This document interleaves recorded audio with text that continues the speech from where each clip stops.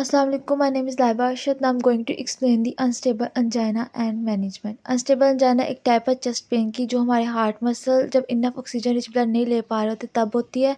ये अनप्रिडिक्टेबल होती है और अक्सर औकात रेस्ट या मिनिमल एक्सर्शन जब हम करते हैं तब स्टार्ट हो जाती है। ये लास्ट करते हैं 15 मिनट्स टू 30 मिनट्स या इससे ज़्यादा। ये जो कंडीशन है ये इसे एक मेडिकल इमरजेंसी समझा जाता है क्योंकि ये हार्ट अटैक काज करते हैं और दूसरी सीरियस हेल्थ प्रॉब्लम की वजह बनती है। अब हम मूव करते हैं काजेज़ की तरफ। हमारे पास जो कॉजेज़ हैं वो टू होते हैं। एक है प्लेक बिल्डअप और दूसरा ब्लड क्लॉट। प्लेक बिल्डअप में ये होता है कि ओवर द टाइम जो फैटी डिपॉजिट होता है हमारी जो आर्टरी या हार्ट को सप्लाई कर रही होती है उस पर फैटी डिपॉजिट होना स्टार्ट हो जाता है जिसे हम आर्थरोस्क्लेरोसिस कहते हैं। और उसके बाद उसमें थ्रोम्बस बन जाता है। जो थ्रोम्बस है वो रप्चर होता है और उसका जो ब्लड क्लॉट है वो जो आर्टरी या हार्ट को सप्लाई कर रही होती है उसको उसके फ्लो को ब्लॉक कर देती है। देन हमारे पास आ जाता है सिम्टम्स हमारे पास आता है chest pain, shortness of breath, dizziness, sweating, anxiety, nausea and vomiting. Chest pain हमारे पास शार्प और टाइट पेन होती है जो कि स्प्रेड करती है आर्म, जा और बैक पे। देन हमारे पास आता है डायग्नोसिस में फिजिकल एग्जाम और टेस्ट आता है। फिजिकल एग्जाम हम करवाते हैं ब्लड प्रेशर चेक करने के लिए और ओवरऑल हेल्थ देखने के लिए। फिर हमारे पास आता है टेस्ट में हम इलेक्ट्रोकार्डियम का देखते हैं, ब्लड टेस्ट, इकोकार्डियोग्राम और दूसरी क्रोनिक एंजियोग्राम करवाते हैं ताकि हम हार्ट फंक्शन और उसके ब्लड फ्लो को देख सकें।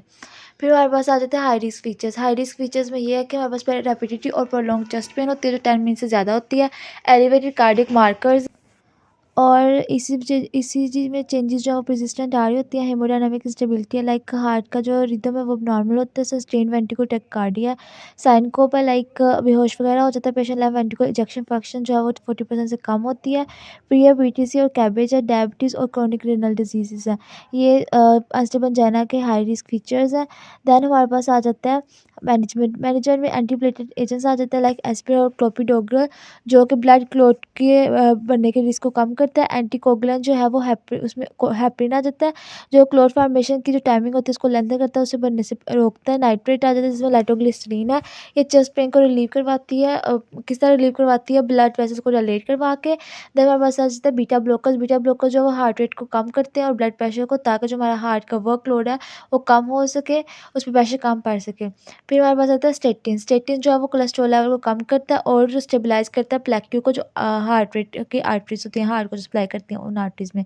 फिर हमारे पास आता है लाइफस्टाइल मॉडिफिकेशन ये होता है कि पेशेंट की जो स्टैंडर्ड लाइफस्टाइल है उसे हेल्दी लाइफस्टाइल में कन्वर्ट करना, एक बैलेंस डाइट देना, रेगुलर फिजिकल एक्टिविटी इंगेज करना, स्मोकिंग क्विट करना और मैनेजिंग स्ट्रेस करना।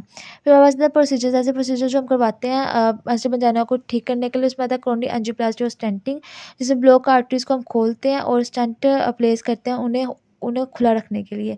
फिर हमारे पास आ जाती है कोरोनरी आर्टरी बाईपास ग्राफ्टिंग। इसमें ये हम लोग स्पेयर केसेस में करवाते हैं जहाँ पे हमारे पास सर्जरी जो बहुत ज़रूरी हो जाती है ब्लॉक्ड आर्टरीज की बाईपास करवाने के लिए। फिर हमारे पास आता है मॉनिटरिंग एंड फॉलोअप वो होता है जिसमें हम कंटिन्यूस मॉनिटरिंग करवाते हैं हॉस्पिटल में हार्ट फंक्शन और उसका जो ट्रीटमेंट है उसको असेस करने के लिए कि जो ट्रीटमेंट हम करवा रहे हैं उसका जो रिस्पॉन्स है वो कैसा है। इसके जो ट्रीटमेंट है उसका एम ये है कि हमने इसके सिम्टम्स को रिलीव करवाना है, हार्ट अटैक को प्रिवेंट करना और ओवरऑल हेल्थ को इम्प्रूव करना है। Thank you.